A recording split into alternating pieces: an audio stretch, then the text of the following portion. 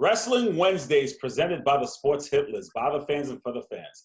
Carl Coulage here. I'd like to thank all of our viewers for tuning in to not only Wrestling Wednesday, but all of our content on Facebook, Instagram, YouTube, and Twitter.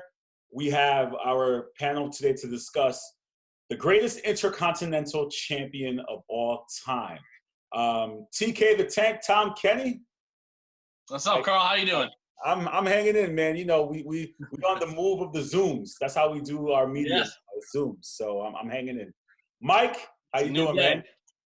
What's up, guys? And we have the reigning, defending, undisputed predictions champion, Mr. David, the true King Edwards. Dave, how you doing, my man? Good. Thanks for having me here. It feels honored. Still waiting for you to reply to Zach on his video, The Outlaw. Listen, I gotta hear that winning promo, David. Listen, Don't worry. There's a reply coming soon. Listen, all right, good. I'm in the works of my promo. It's gonna take time. I'm not gonna let you know when I'm releasing it. You won't see it coming because you know me. I got a lot of tricks up my sleeve. So just know, Zach, be warned. So today we're here to talk about the greatest Intercontinental Champion of all time. Shout out to Tom Kenny for coming up with this concept and idea. You know, as we know, they're holding an Intercontinental Championship tournament for the vacated Intercontinental Championship. So Tom Kenny said, well, who is the greatest of all time? He started thinking. So Tom, I'm going to give you the floor first since this is your segment. This is your idea. Who is your greatest Intercontinental Champion of all time? See, now we've had great Intercontinental champions. We've had everyone from Honky Tonk Man to Pedro Morales to Don Morocco, Mr. Perfect. We have all these guys in the past. But my guy, the greatest of all time, in my opinion, is someone that's wrestling right now. And it's someone who won his first Intercontinental title at a big show at Raw 1000. He won his first Intercontinental title for Christian, and that's The Miz. Awesome! I came to play. There's a price to pay.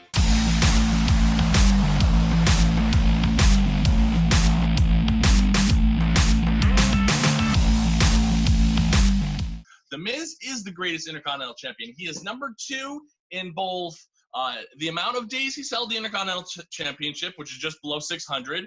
Pedro Morales is number 1, and he's had 8 reigns, which is just below Chris Jericho, who's had 9. But he's still got time left in the tank for WWE. I think he will be, at the end of his career, number 1. But even regardless with that, you look at the matches and what Miz did for the Intercontinental title. The Miz had great matches. The Miz, even just looking at 2016, he had one of the best programs you'll ever see of both men's career with Dolph Ziggler, where they had the Intercontinental title versus career match. I believe that was at Backlash 2016. And Dolph Ziggler won it and won it off The Miz.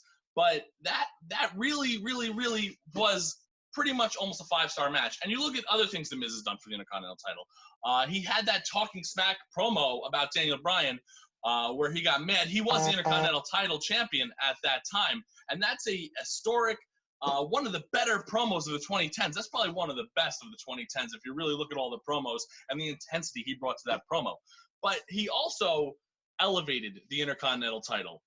If you look at 2018, when he won it at Raw 25. So we're looking at The Miz here. He's won at Raw 1000. He's run at SmackDown 900, which was in 2016. He won that title back off Dolph Ziggler. And then he won at Raw 25. And who did he beat at Raw 25? He beat Roman Reigns. As clean as you could beat Roman Reigns. Roman Reigns went for the spear, bounced off the turnbuckle. Miz hit him with the skull-crushing finale. Miz is the champion. So Miz beat the top guy for the Intercontinental Championship in 2018 at Raw 25, at the biggest Raw that year. Miz went on that 2018 to make that title so hot that he dropped it in the triple threat match to Seth Rollins and Finn Balor at WrestleMania 34, which was the best match of that card. And Seth Rollins, because The Miz spent all of 2016, 2017, 2018 making the Intercontinental title the most prestigious title in the WWE. How can you dispute what Tom Kenny just said in that opening monologue? It's like he had it rehearsed, ready to go. Like he knew what he wanted to say. I do my homework, Carl. I remember someone telling me proper preparation prevents poor performance. And that's facts. Listen, there's a lot of people. You got to live by that motto. Listen, there's a lot of people in the sports hit list who do not do that. And those examples are Brandon and Andres from that last debate. Pretty much. So, but that's another here. If any of the fans want to go check that out, go on our YouTube page and our Facebook page to see that. Mike, do you agree, disagree with Tom Kenny's points? Who do you have as your greatest Intercontinental champion of all time? Well, I disagree. I'm going to the 2000s when it comes to the greatest Intercontinental Champion of all time. Talking about RVD, Rob Van Dam.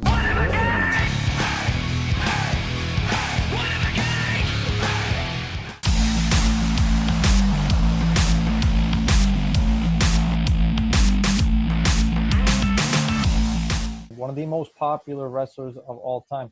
He elevated the Intercontinental title for 2002 and 2003. He won the Intercontinental title 6 times. He won it 3 times in 2002. He put on some of the best matches that he's had. You know, some of the best matches recently, I would say, you know, that nobody's ever been able to put on. Oh, yeah, and 3 of those title wins were because of ladder matches. You know, you had Eddie Guerrero, you had Christian, you had Chris Jericho. He had all these guys that he faced in ladder matches just for the IC title. And then he also beat William Regal. He beat legends for the IC title. Oh, yeah, and by the way, he unified the IC title with both the Hardcore and the European Championship. So he elevated that belt by combining it with 2 other belts.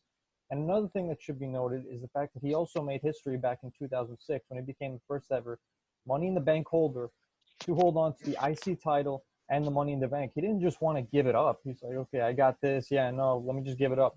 No, he held on to both of them because they both have prestige to them. So bottom line is he's made history with the IC title. He held, in my personal opinion, the coolest version of the IC title. RVD, all around, he's the best. Well said, Mike. Thank you for that. So we have The Miz, then we have RVD. I'm gonna go out. I'm gonna allow the King and the defending predictions champion to go last. So my pick, it's tough because I had so many in my mind. There's so many great Intercontinental champions, and even talking to Tom Kenny, he thought I was gonna go with Mr. Perfect.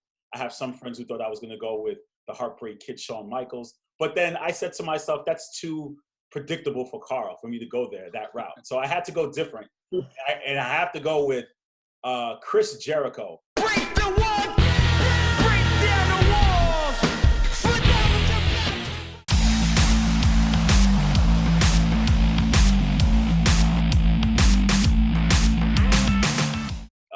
the best in the world, Chris Jericho. He has the most reigns at the Intercontinental Championship at nine reigns. And I truly believe Chris deserves that nod of being, you know, the greatest Intercontinental champion of all time. The one thing he doesn't have that the others may have had is a longer championship reign. He did not have that. And I agree, his championship reigns were a lot shorter. But if you just look at the trajectory from the time he won his first one in about, I believe, 1999, with the feud with China, and he won his first one to present day and him still, you know, having that reign, he dominated that decade.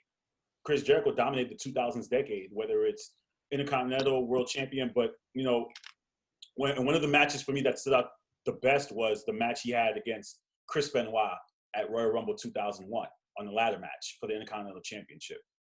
He feuded with Kurt Angle for the championship. He feuded with Christian for the championship. Chris Jericho was able to be, you know, that one consistent star throughout that decade that he feuded with RVD. He feuded with, you know, all these other superstars, and Chris is still the guy. You know, Chris is the kind of person at his age, he can still make someone relevant. You know, so I think him having that Intercontinental Championship, to me, it didn't matter about how long he had it, but the fact that he's that consistent stance that you can move Chris Jericho from the main card to mid-level, and he can still have him put on amazing matches. So for me, it has to be Chris Jericho. It has to be the best in the world. Right, the King. All right. Saving the most royal for last. So for me, all those people, as somebody that I grew up on them, all those are definitely on my Mount Rushmore of greatest Intercontinental champions. And I can't dispute, it is a fact that all of them had amazing reigns with the belt. But for me, growing up, I grew up in the early, pretty much late 90s, I should say. I born in 97, so I didn't really get the chance to experience the Attitude Era like that. So for me, it was really about all the Ruthless Aggression era. So for me, growing up, I would have to say my favorite champion, and most notable, and probably most other people's favorite wrestler, would have to be Jeff Hardy.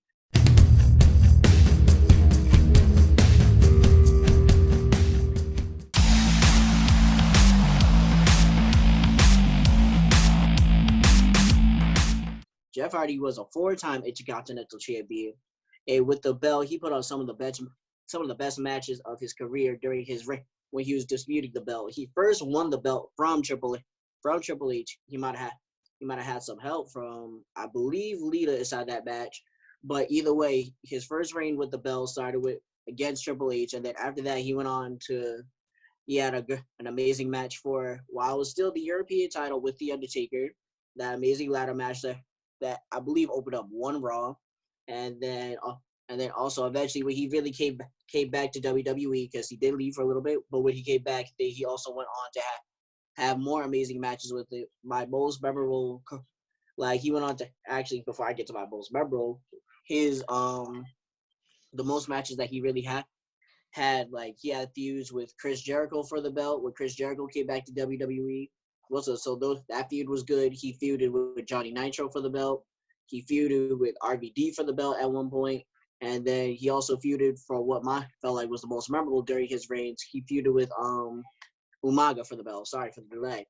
So, and in those matches with Umaga, they really went back and forth, and then I felt like out of all those matches, the best match was when it was Jeff Hardy versus Umaga at, I believe it was Extreme Rules 2008, and who can forget the spot when Jeff Hardy literally jumped off the top of the truck onto Umaga, onto the concrete to secure the win for the Intercontinental Championship. So for me, during that time, and then he held the belt, and then he went on to face Randy Orton for the WWE Championship, looking to be a double champion when we wasn't inside that era of where it was common for a champion to hold two belts. So he went on to try facing Randy Orton for the WWE Championship in a unsuccessful match, but still he went to the match as an IC champion, and I felt like with him, when I think of the IC Championship, I think Jeff Hardy.